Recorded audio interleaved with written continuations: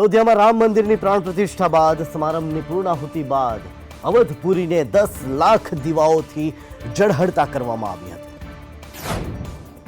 ભારત માટે બીજી દિવાળી કહી શકાય તે રામ મંદિરની આજે પ્રાણ પ્રતિષ્ઠા થતાં જ લોકોમાં ભારે ઉત્સાહ જોવા મળી રહ્યો છે. સમગ્ર દેશવાસીઓએ જે ક્ષણની કાગડોળે રાહ જોઈ રહ્યા હતા તેનો 500 વર્ષની પ્રતીક્ષાનો આજે અંત આવ્યો છે. આજે રામલલ્લાની અયોધ્યા રામ મંદિર ખાતે પ્રાણ પ્રતિષ્ઠા થઈ છે. અયોધ્યામાં રામ મંદિરની પ્રાણ પ્રતિષ્ઠા સાથે અભિષેક વિધિ પૂર્ણ થયા બાદ રામ જ્યોતિ પ્રગટાવીને દિવાળીની ઉજવણી કરવામાં આવી હતી. સાંજે અયોધ્યા 10 લાખ દીવાઓથી ઝળહળી ઉઠી હતી. આ સાથે ઘરો, દુકાનો, સંસ્થાનો અને પૌરાણિક સ્થળો પર રામ જ્યોતિ પ્રગટાવવામાં આવી હતી. સરયુ નદીના કિનારે માટીના દીવાઓથી અયોધ્યાને પ્રકાશિત કરવામાં આવી હતી. રામલલ્લા, કનક ભવન, હનુમાનગઢી, ગુપ્તરઘાટ, સરયુ બીચ, લતા મંગેશકર ચોક, મણિરામદાસ છાવણી સહિત 100 મંદિરો, મુખ્ય અને જાહેર સ્થળોએ દીવા પ્રગટાવવામાં આવ્યા હતા. આ સાથે સાંજે અયોધ્યાના સરયુ ઘાટ પર સંધ્યા આરતી પણ કરવામાં આવી હતી. દીપોત્સવની ઉજવણી કરવામાં આવી હતી. આ દરમિયાન અયોધ્યા રામ મંદિરમાં ભગવાન રામને દર્શાવતા લેઝર અને લાઇટ શોનું આયોજન કરવામાં આવ્યું હતું. 500 વર્ષની પ્રતીક્ષાનો આજે અંત આવ્યો. મંદિરમાં પીએમ મોદીએ રામલલ્લાની પ્રાણ પ્રતિષ્ઠા કરી. ભારતના ઇતિહાસમાં 22 જાન્યુઆરી 2024નો આજનો દિવસ અંકિત થઈ ગયો. આજે અયોધ્યામાં રામલલ્લાની પ્રતિમાના અભિષેક સાથે ઇતિહાસ સર્જાયો છે. આ ઐતિહાસિક કાર્યના સાક્ષી બનવા માટે દેશના વડાપ્રધાન નરેન્દ્ર મોદીએ ધન્યતા અનુભવી. ક્રીમ ભારતીય પરિધાનમાં જ્યારે હાથમાં છત્ર લઈને પીએમ મોદી રામ દરબારમાં પહોંચ્યા હતા ત્યારે 500 વર્ષ પૂર્વે જોયેલું સપનું સાકાર થતા જોઈને દરેક દેશવાસીઓ ભાવુક થયા.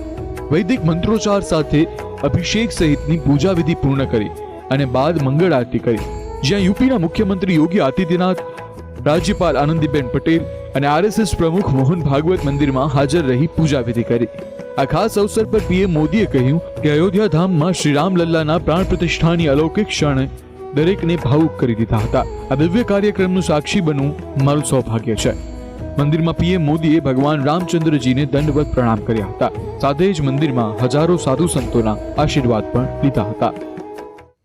વડાપ્રધાન નરેન્દ્ર મોદીના હસ્તે અયોધ્યાના રામ મંદિરમાં વૈદિક મંત્રોચ્ચારની સાથે રામલલ્લાની પ્રાણ પ્રતિષ્ઠાની વિધિ યોજાઈ અને આ પ્રસંગે સંબોધન દરમિયાન પીએમએ રામ સેતુની ખિસકોલી વિશે પણ વાત કરી હતી. साथियों, आज देश में निराशा के लिए रत्ती भर भी स्थान नहीं है. मैं तो बहुत सामान्य हूं, मैं तो बहुत छोटा हूं. अगर कोई ये सोचता है तो उसे गिलहरी के योगदान को याद करना चाहिए.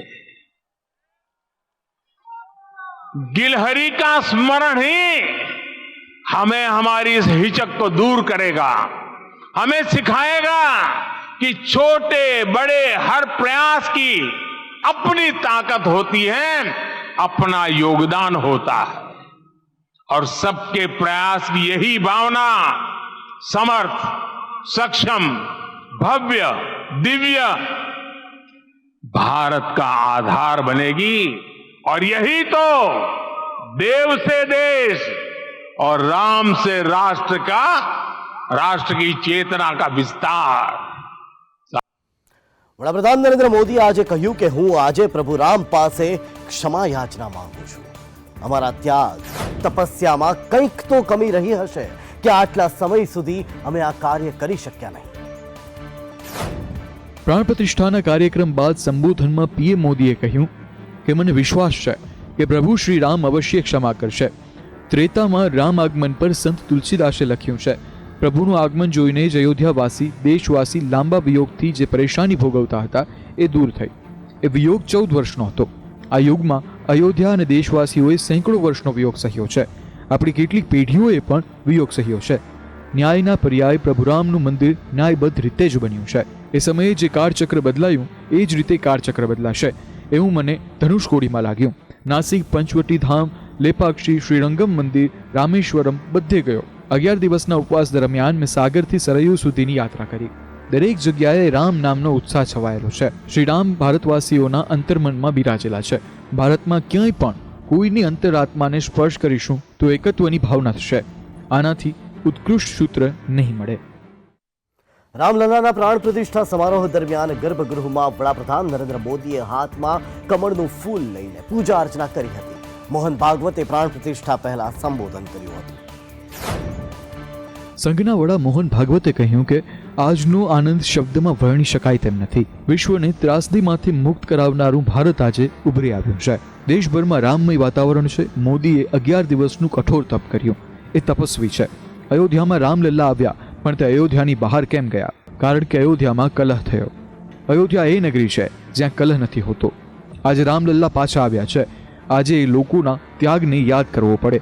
આ યુગમાં પાછા આવવાનો ઇતિહાસ જે શ્રવણ કરશે તે રાષ્ટ્ર માટે સમર્પિત રહેશે. આપણા માટે કર્તવ્યનો આદેશ છે. મોદીજીએ તપ કર્યું, હવે આપણે તપ કરવાનું છે. આપણે તમામ કલહને દૂર કરવા પડશે. અયોધ્યામાં નિર્દંભ નાગરિકો હતા, આધ્યાત્મિક હતા. ગાંધીજી કહેતા હતા કે સંયમમાં રહેવું, અનુશાસનનું પાલન કરવું, કુટુંબમાં અનુશાસનનું પાલન કરાવવું, આ જ દેશભક્તિનું રૂપ છે. આનાથી જ જીવનમાં તપસ્યા આવે છે. વ્યક્તિગત તપ તો કરીશું, પણ સામૂહિક તપ કરવાની પણ જરૂર છે. તપથી દેશને વિશ્વગુરુ બનાવીશું. રામલલ્લા આપણને સૌને પ્રેરણા આપવા આવ્યા છે. આપણે અત્યારથી વ્રતનું પાલન કરીશું તો રામ મંદિર બનશે ત્યાં સુધીમાં ભારત વિશ્વગુરુ બનશે. પ્રાણ પ્રતિષ્ઠાને લઈ જગન્નાથ મંદિરમાં પણ ઉજવણી કરાઈ, જેમાં પુષ્પવર્ષાની સાથે મંદિરમાં ઉજવાયો રામોત્સવ. આજ રોજ ભગવાન શ્રી રામ 500 વર્ષના વનવાસ બાદ અયોધ્યા પરત ફર્યા છે અને ભક્તોમાં પણ તેનો અનેરો આનંદ છે. જ્યારે આ ખુશીના પર્વે પ્રાણ પ્રતિષ્ઠાને લઈને અમદાવાદમાં જગન્નાથ મંદિરમાં ઉજવણી કરવામાં આવી, જેમાં રામલલ્લાને 56 ભોગનો પ્રસાદ ચડાવ્યો.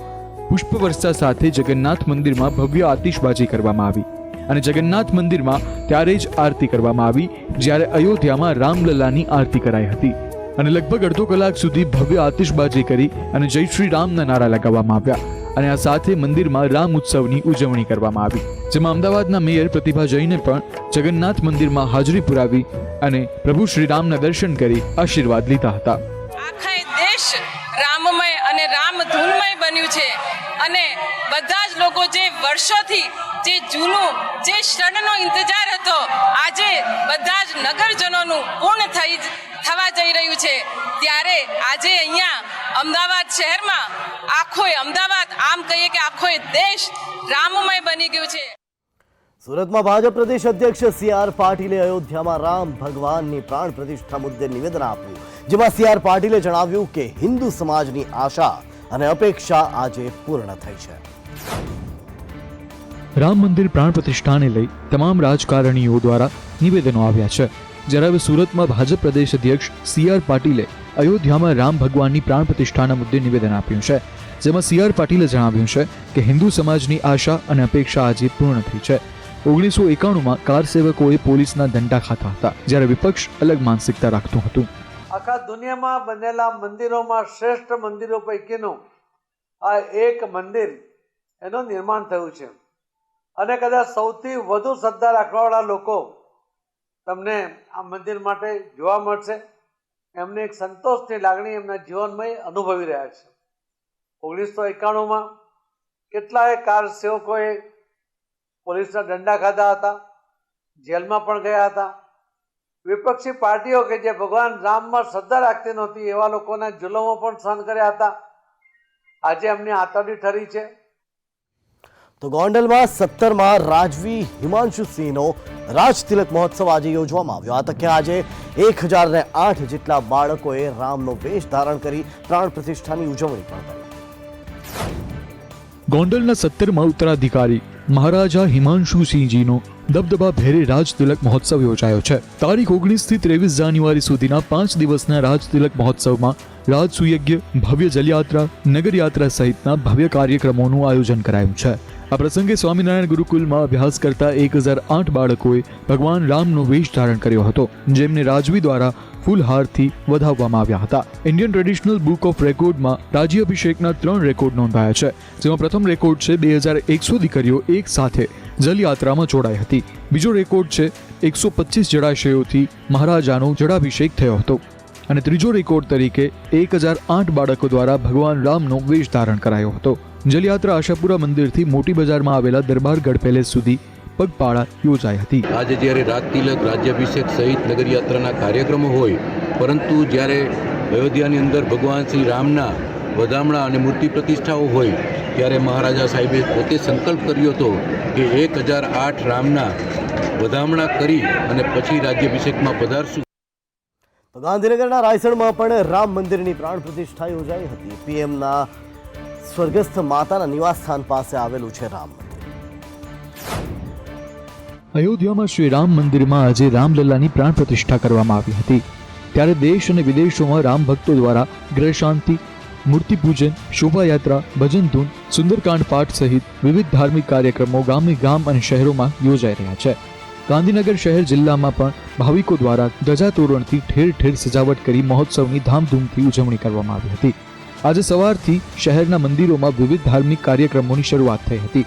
તો પીએમ મોદીના સ્વર્ગસ્થ માતા હીરાબાના નિવાસસ્થાન પાસે નવનિર્મિત રામજી મંદિરમાં પ્રાણ પ્રતિષ્ઠા યોજવામાં આવી હતી. પીએમ મોદીના નાના ભાઈ એટલે કે પંકજ મોદી પ્રાણ પ્રતિષ્ઠા કાર્યક્રમમાં ઉપસ્થિત રહ્યા હતા. એક તરફ અયોધ્યામાં રામ મંદિર પ્રાણ પ્રતિષ્ઠાનો કાર્યક્રમ યોજાઈ રહ્યો હતો, તો બીજી તરફ રાયસણમાં પણ રામ મંદિરનો પ્રાણ પ્રતિષ્ઠા કાર્યક્રમ યોજાયો હતો. સોસાયટીના રહીશોએ ભગવાન રામની શોભાયાત્રા કાઢી શાસ્ત્રોક્ત વિધિ અનુસાર પૂજા અર્ચના કરી હતી. બાદમાં સૌએ સામૂહિક આરતી ઉતારી હતી. આજે અયોધ્યામાં ભગવાન રામલલ્લા બિરાજમાન થયા, ત્યારે જેનો ઉત્સાહ વિશ્વભરમાં છે, અમેરિકામાં બનેલા પ્રથમ રામ મંદિરમાં પણ તેની ઉજવણી કરાઈ. ભારતમાં 22 જાન્યુઆરીએ રામ મંદિર પ્રાણ પ્રતિષ્ઠા મહોત્સવને લઈ અને દેશભરમાં ઉત્સાહનો માહોલ છે. ઉજવણીનું વાતાવરણ છે. ભગવાન રામનું જીવન પણ અભિભૂત છે, જેથી કરીને તમામ લોકો રામથી એટલા આકર્ષિત થઈ રહ્યા છે. ત્યારે આજે અભિજીત મુહૂર્તમાં ભગવાન રામની મૂર્તિની પ્રાણ પ્રતિષ્ઠા વિધિવત રીતે કરવામાં આવી હતી. સમગ્ર વિશ્વ રામમય જોવા મળ્યું છે. દુનિયાના દરેક ખૂણામાં રામ નામનું નાદ સંભળાઈ રહ્યો છે. આ દરમિયાન અમેરિકાના મહાદ્વીપના દેશ મેક્સિકનમાં પ્રથમ રામ મંદિર જોવા મળ્યું છે. મેક્સિકોના ક્વેરેટોમાં ભવ્ય રામ મંદિરનું નિર્માણ થયું છે. આ અંગે સોશિયલ મીડિયા પર અનેક પ્રતિક્રિયાઓ પણ સામે આવી છે. આ મંદિર માટે ખાસ ભારતથી મૂર્તિઓ લાવવામાં આવી. મીડિયા રિપોર્ટ અનુસાર મેક્સિકોમાં બનેલા મંદિરમાં ભારતથી લાવવામાં આવેલી મૂર્તિઓ આજે સ્થાપિત કરાય છે. આ સમય દરમિયાન અમેરિકન ભારતીય પાદરીઓમાંના એક એવા અભિષેકની વિધિ કરાવી હતી. આ સમયગાળા દરમિયાન એનઆરઆઈ દ્વારા ભજન, કીર્તન અને શાસ્ત્રીય સંગીતની લહેર પણ જોવા મળી હતી. આ કાર્યક્રમમાં મોટી સંખ્યામાં ભારતીય સમુદાય તેમજ મેક્સિકોના નાગરિકો ઉત્સાહપૂર્વક જોડાયા હતા અને જય શ્રી રામના નારા લગાવ્યા હતા. આજે ભવ્ય અને દિવ્ય મંદિરમાં ભગવાન રામલલ્લાનું સ્થાપન થયું છે, ત્યારે આ ઉજવણી ન્યુયોર્કમાં પણ કરાઈ હતી. 500 વર્ષ રાહ જોયા બાદ આખરે 22મી જાન્યુઆરીએ રામલલ્લા અયોધ્યાના ભવ્ય રામ મંદિરમાં નિવાસ કરવા આવી રહ્યા છે. આજે રામલલ્લાના શ્રી વિગ્રહના અભિષેક બાદ ઐતિહાસિક વિધિ કરવામાં આવી. સંત સમાજ અને પીએમ મોદી અને સીએમ યોગી સહિતના વિશેષ મહાનુભાવોની હાજરીમાં આજે વિધિ સંપન્ન થઈ. રામલલ્લાના અભિષેકને લઈને દેશભરમાં તેમજ વિદેશમાં ઉત્સાહનો માહોલ છે. મીઠાઈઓ વહેંચવામાં આવી રહી છે અને આ સિવાય અમેરિકાના ન્યુયોર્કમાં પણ રામલલ્લાના પ્રાણ પ્રતિષ્ઠા મહોત્સવની ઉજવણી કરવામાં આવી. ન્યુયોર્કના ટાઈમ્સ સ્ક્વેર ઉપર ભગવાન રામ મંદિરની 3D તસવીરો લગાવવામાં આવી. આપને જણાવી દઈએ કે બ્રિટનમાં આસ્થા કલશ યાત્રા કાઢવામાં આવી. અખંડ રામ પારાયણનું પણ આયોજન કરવામાં આવ્યું અને પસાર થતા સૌ કોઈ લોકોને લાડુનો પ્રસાદ આપવામાં આવ્યો. અમેરિકાના ઘણા શહેરોમાં ભારતીય મૂળના લોકો દ્વારા રેલી કાઢવામાં આવી હતી. મીઠાઈઓ વહેંચવામાં આવી હતી. મોરિશસમાં રસ્તાઓને શણગારવામાં આવ્યા. ઓસ્ટ્રેલિયામાં પણ રામ યાત્રાઓ નીકળી હતી. આ સાથે વિશ્વના અન્ય દેશોમાં રામોત્સવની ભવ્યાતિભવ્ય ઉજવણી કરવામાં આવી. ભારતમાં આવેલા અયોધ્યા તો તમે જોઈ, પણ આજે અમને વિશ્વના અન્ય એક દેશમાં પણ અયોધ્યા છે. જાણો કયા દેશમાં છે અયોધ્યા. થાઇલેન્ડમાં અયુથયા નામનું એક શહેર આવેલું છે, જે બેંગકોકથી લગભગ 70 કિલોમીટર દૂર છે. 3 બાજુથી નદીઓથી ઘેરાયેલું આ અયુથયાનું નામ શ્રી રામનગરી અયોધ્યા છે. તે કોઈ યોગાનો યોગ નથી, પરંતુ બંને સ્થળોએ ભગવાન રામમાં ઊંડી શ્રદ્ધા ધરાવતા સ્થાનની સાથે અનેક લોકો પણ અહીં વસવાટ કરે છે. હવે રામલલ્લાના અભિષેક પ્રસંગે ત્યાંના મંદિરોમાં પણ સ્વાગત અને ઉત્સાહ અને દર્શન અને ઉજવણીનો માહોલ જોવા મળ્યો છે.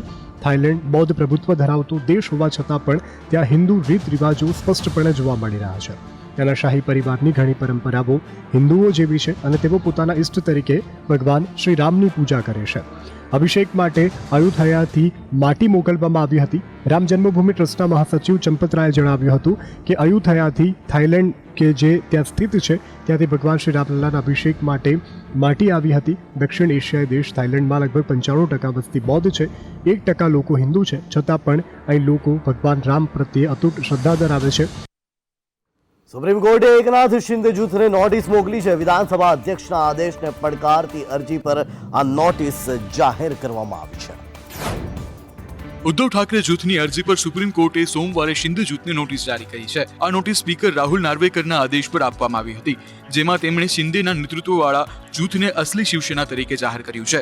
ભારતના chief justice D Y Chandrachud, justice J B. Pardiwala અને જસ્ટિસ મનોજ મિશ્રાની બેન્ચે મુખ્યમંત્રી શિંદે અને અન્ય ધારાસભ્યો પાસેથી 2 સપ્તાહમાં જવાબ માંગ્યો છે. હકીકતમાં 10 જાન્યુઆરીએ સ્પીકરે મુખ્યમંત્રી એકનાથ શિંદે સહિત તેમના જૂથના 16 ધારાસભ્યોને ગેરલાયક ઠેરવવાની ઉદ્ધવ જૂથની અપીલને નકારી કાઢી હતી, એટલે કે તેમનું સભ્યપદ અકબંધ રહેશે. આ સાથે સ્પીકરે કહ્યું હતું કે શિંદે જૂથ જ અસલી શિવસેના છે, જેના વિરુદ્ધ ઉદ્ધવ ઠાકરેએ અરજી કરી હતી. આજના શુભ દિવસ નિમિત્તે સ્માર્ટ સિટી સુરતની ડાયમંડ હોસ્પિટલમાં રામ અને સીતાનો પણ જન્મ થયો છે.